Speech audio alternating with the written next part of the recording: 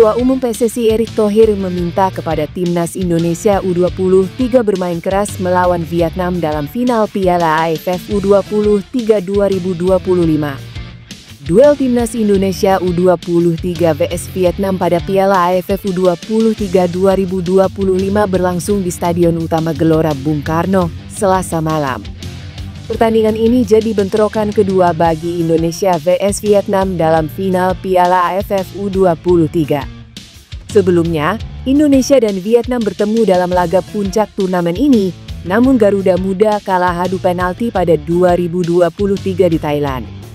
Kembali berduel dengan Vietnam, Indonesia mendapatkan pesan penting dari Erick Thohir. Pria yang juga Menteri Bumi ini ingin Kade Arel dan kawan-kawan memberikan yang terbaik untuk Indonesia. Siapkan mental, jaga kekompakan dan berjuang maksimal memberikan yang terbaik untuk Merah Putih di final melawan Vietnam. Semangat Garuda Muda, tulis Erick dalam keterangan video pada unggahan di Instagram. Tidak hanya itu, dalam video yang diunggah tersebut Erick Thohir juga berpesan kepada pasukan Gerald Vandenburg untuk berani bermain keras melawan The Golden Stars. Erick Thohir juga mengingatkan kepada Timnas Indonesia U23 untuk tidak kehilangan fokus selama permainan untuk bisa jadi juara Piala AFF U23 kali kedua setelah edisi 2019. Penyerang Timnas Indonesia U23 Jens Raven siap tempur melawan Vietnam dalam final Piala AFF U23 2025 di Stadion Utama Gelora Bung Karno, Selasa.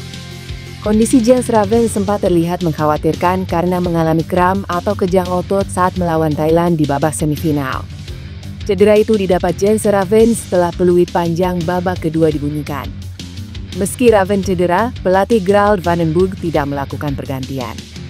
Setelah Timnas Indonesia menang adu penalti atas Thailand, Jens Raven terlihat dipapas salah satu ofisial.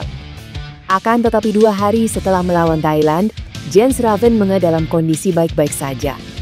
Hal itu terungkap dalam video yang diunggah Ketua Umum PSSI Erick Thohir.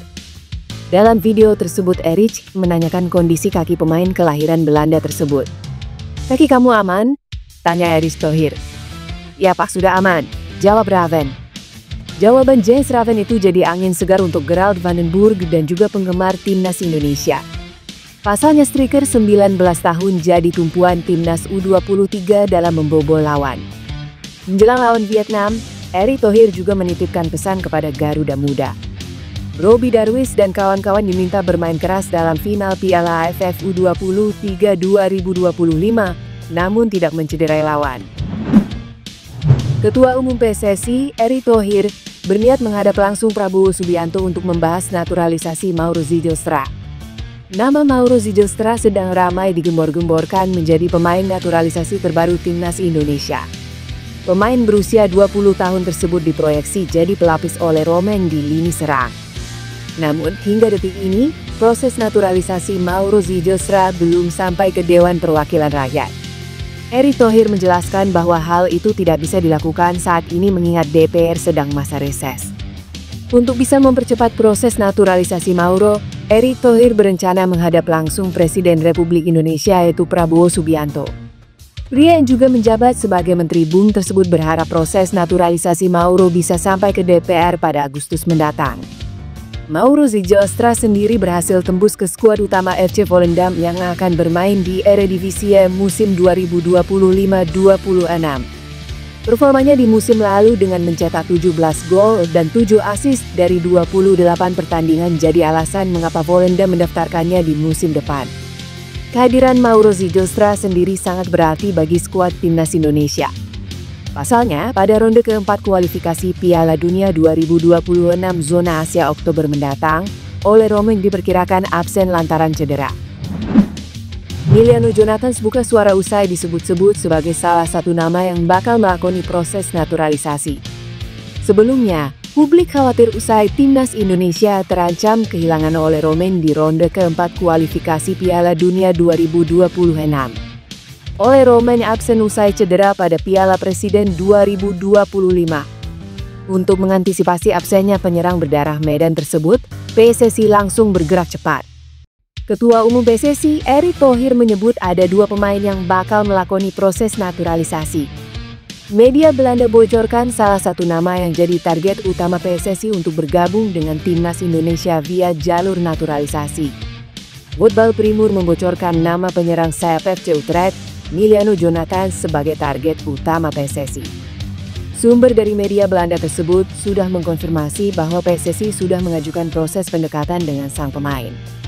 Proses diskusi dengan PSSI masih berlanjut dengan pihak sang pemain. Diskusi saat ini sedang berlangsung antara Jonathan dan rombongannya tentang potensi karier internasional bagi Indonesia, tulis Voetbal Primeur. Emiliano Jonathan memenuhi syarat untuk membela timnas Indonesia melalui jalur nenek dari pihak ayah. Sang nenek berasal dari Depok, Jawa Barat. Namun, proses tersebut semakin mengarah ke arah positif. Emiliano Jonathan tentu bakal jadi tambahan positif bagi timnas Indonesia. Saat ini, pemain 20 tahun tersebut membela tim kasta tertinggi Liga Belanda, FC Utrecht. Pemain berdarah Depok tersebut diharapkan bakal menyelesaikan proses naturalisasi pada Agustus 2025. Ketiga pemain tersebut diharapkan bakal tampil pada uji coba internasional lawan Lebanon dan Kuwait di September 2025. Media Vietnam, Bongda, menyebut taktik aneh pelatih timnas Indonesia U23 Gerald van den Burg sangat berbahaya dan harus diwaspadai di final Piala AFF U23 2025. Timnas Indonesia U23 akan melakoni laga final Piala AFF U23 2025 melawan Vietnam, setelah berhasil meraih kemenangan dramatis di semifinal melawan Thailand.